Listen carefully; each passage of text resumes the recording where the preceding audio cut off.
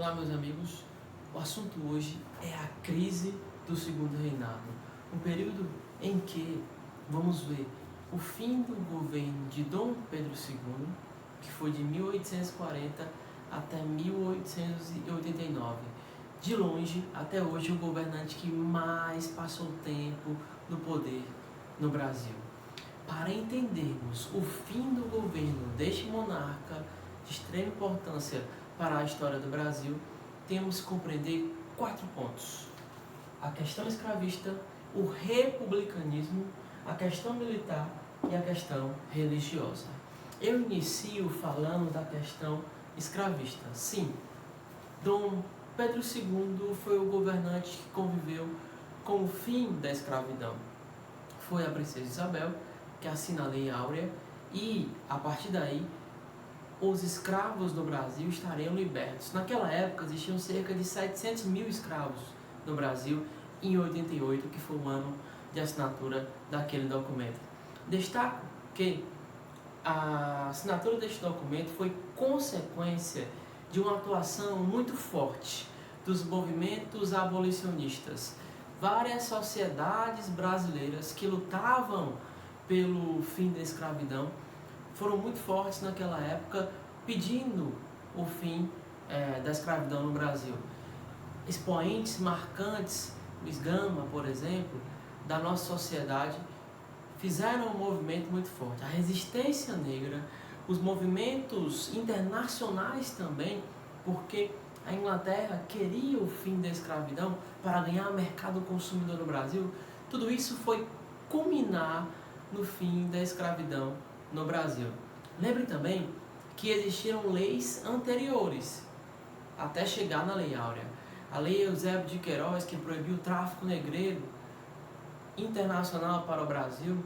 A Lei do Ventre Livre, 1871, que dizia que o escravo que nascesse a partir dali estaria livre. Porém, ela tem uma restrição até os 21 anos. A pessoa ainda ficava atrelada ao Senhor. A lei dos sexagenários, aquela lei que diz que o escravo estaria liberto a partir dos 60 anos, trabalhando mais 3, né? A lei que virou piada, porque o escravo durar 60 anos era algo muito difícil. Essas leis foram guiadas para que no fim culminasse na Lei Áurea. Qual é o problema aí?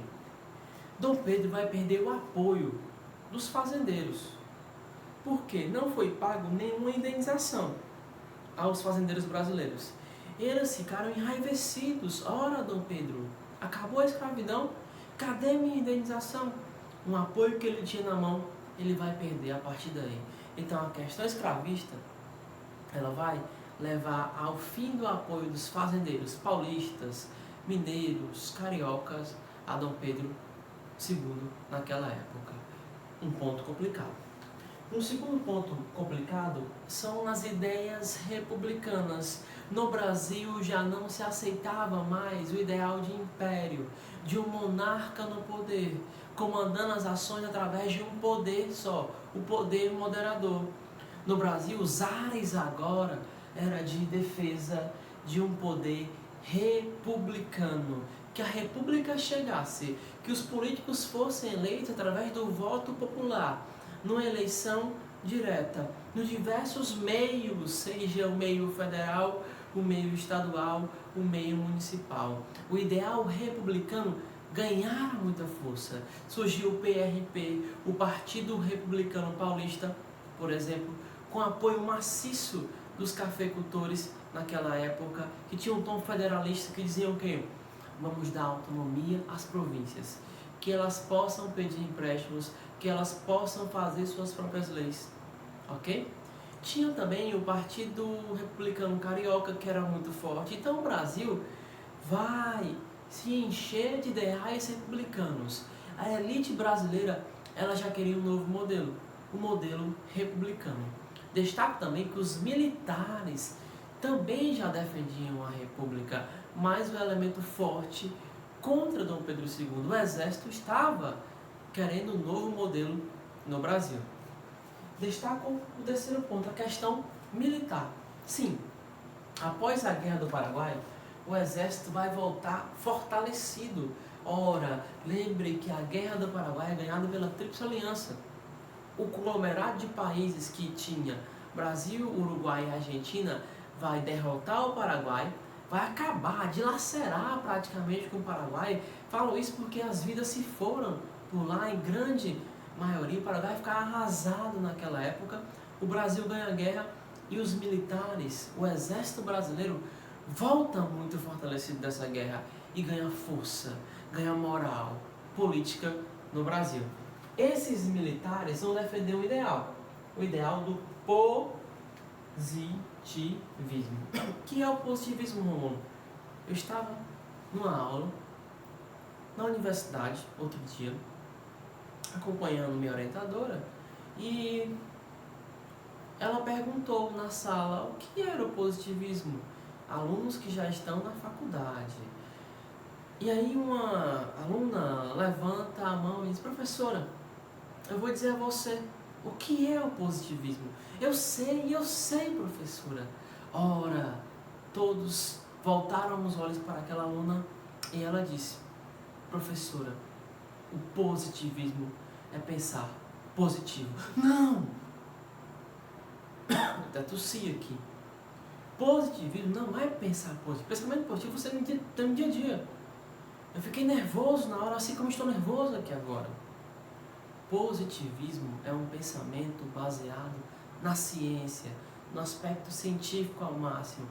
Com Augusto Comte, um pensador que vai ganhar força na Europa e que os militares vão aderir a esse pensamento aqui no Brasil. Ele defendia o quê? Um executivo forte. Para que um país crescesse, ele tem que ter um executivo forte, baseado no investimento na ciência e na educação. Esse era o ideário militar naquela época, defendendo o positivismo. Esses militares vão dizer: a melhor forma para que o positivismo seja implantado é numa república. Observe bem isto. O destaque é: quando começa a república, é feito um grande símbolo do Brasil, que até hoje está aí, a bandeira brasileira. E no centro da bandeira brasileira tem algumas palavrinhas: ordem e progresso. Aquele ideal do centro da bandeira é um ideal positivista, ou seja, com ordem, um executivo forte, o Brasil entrará no progresso com a ciência e a educação. Note que esse ideal ganhou força durante a República, ou seja, pós-segundo reinado, um ideal que vem da questão militar. Destaco para vocês também que o meio militar se articulou fortemente. Nomes como Benjamin Constant, nomes como Marechal Deodoro da Fonseca, guarde este nome aí, vão ganhar força no debate público, vão se juntar, o clube militar vai surgir, local de reunião dos militares, que eles vão decidir: rapaz, chegou a hora, não queremos mais Dom Pedro II, queremos a República, vamos tomar o poder dele. O destaque é: Dom Pedro, na historiografia, pareceu sempre não imaginar que aquilo poderia acontecer. E até os últimos momentos, ele acreditava que Deodoro da Fonseca, o grande chefe militar, não ia derrubá-lo do poder. Ora, um inocente.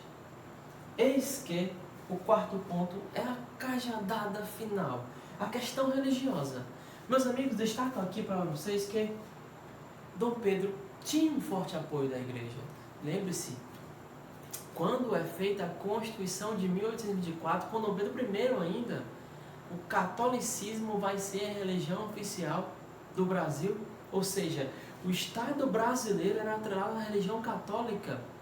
Dom Pedro, inclusive, tinha força no meio da igreja brasileira. Porém, tudo isso vai mudar. Por quê? O Papa da época, o grande chefe máximo da igreja católica, era o Papa Pio IX. Este Papa vai fazer um documento, a Bula Syllabus. Nesse documento, o Papa vai dizer: não aceitaremos mais nenhum maçom dentro da Igreja Católica no mundo todo, inclusive no Brasil. Só tem um problema aí. Dom Pedro II era um maçom. A elite brasileira em geral era maçom. era ligada à maçonaria, que é uma grande irmandade entre seres que existe até hoje no nosso país e pelo mundo inteiro. Eis que a elite sendo maçom, Dom Pedro sendo maçom, como que o Papa vai dizer que ninguém mais da Igreja Católica no Brasil vai ser maçom? Como isto, meus amigos? Ora, Dom Pedro revogou a bula Syllabus e disse: ela não vale para o Brasil. Não vale. Meus amigos, o que acontece a partir daí? Alguns bispos, eles vão dizer: eu vou obedecer às ordens do Papa e não de Dom Pedro. Não importa o que ele faça, não importa que ele tenha o poder da igreja. Lembre que na Constituição de 24, feita por Dom Pedro I, o seu pai, tinham dois elementos muito importantes. O padroado, que dizia: Dom Pedro pode nomear os bispos da Igreja Católica. Olha a força que ele tinha aqui no Brasil. E o beneplácito, que dizia o quê? Dom Pedro pode dizer se ele aceita ou não uma ordem papal aqui no Brasil. Então, a Constituição dizia: Dom Pedro pode dizer. Não aceite a bula Syllabus. Porém, dois bispos, Dom Macedo e Dom Vital, disseram: eu vou seguir as ordens papal e nenhum maçom mais vai poder frequentar a Igreja Católica que eu aqui ministro no Brasil. Eles vão inclusive expulsar pessoas que participaram de um evento da maçonaria no Brasil, que foram para a sua igreja. A reação foi imediata.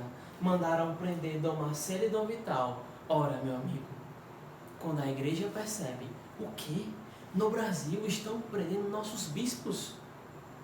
Isso está errado, Dom Pedro. A Igreja Católica, a partir daí, vai romper com Dom Pedro II. Sim, esta foi a questão religiosa. Dom Pedro vai perder o total apoio da igreja. Aquele homem que foi preparado para governar o Brasil, estudou bastante para isso, agora vai perder o apoio dos cafeicultores, fazendeiros, devido à questão escravista. Vai perder o apoio do exército brasileiro, porque o exército ele queria um republicanismo, queria um novo tipo de governo no Brasil. E vai perder o apoio da Igreja Católica, que agora romperia com ele.